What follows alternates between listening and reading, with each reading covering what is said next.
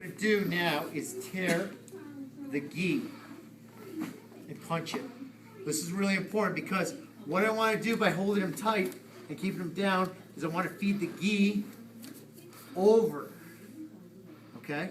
Now this hand is going to disappear and grab cross collar. Does everyone see that? So we end up grabbing this and I'm pulling it down. Now that's really important. So I'm feeding it to my other hand. My other hand's going underneath. Now, this is where it gets really interesting. I'm going to put my foot on his hip. I'm going to kick like I'm doing an arm bar. And the only reason why I'm doing this is because I can't get my hand to this side.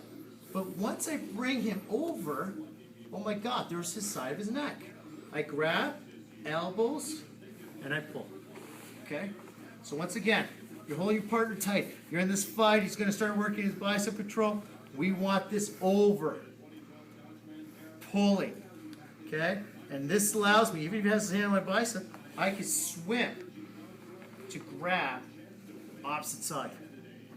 Okay, now that's nullified this arm. Foot on hip, leg hits as you kick. Okay, you can even grab material across here. You don't have to reach up or in the collar. Just even grab the material beside the neck and elbows tight.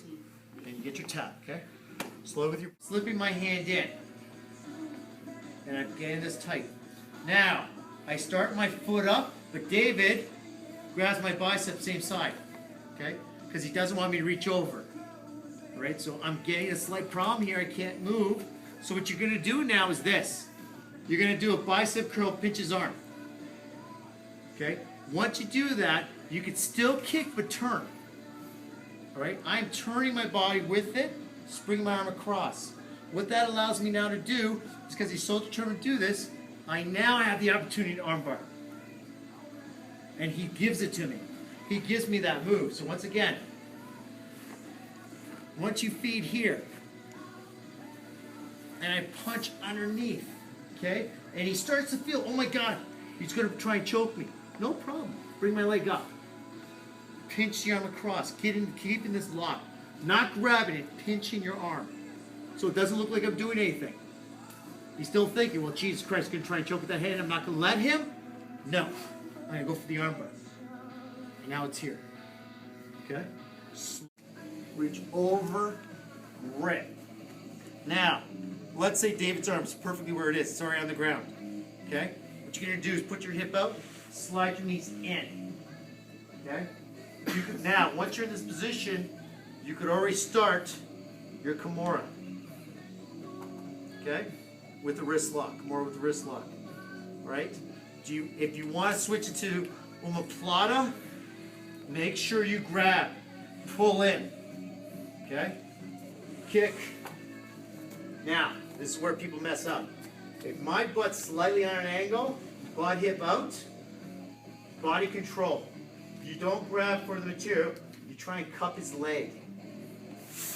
Both feet in, and then you're able to do your omoplata twist. Okay, so once again, for this setup, you notice what we've done. We've done the regular choke, the straight on choke. We've done the arm bar variation. But if his arm is on the ground for 1 second, beautiful. You're going to slice your hip, elbow comes tight. Now you notice I've already created that angle.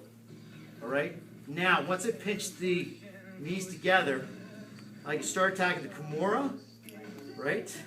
If you want to, try the omoplata. Foot comes over, grab material. Do not forget this. Because he's going to roll and he's going to hop over. Nice and flat. Okay?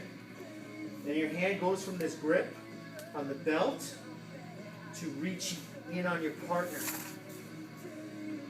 Okay? And then you're able to put the omoplata on. Ready? Go with your partners.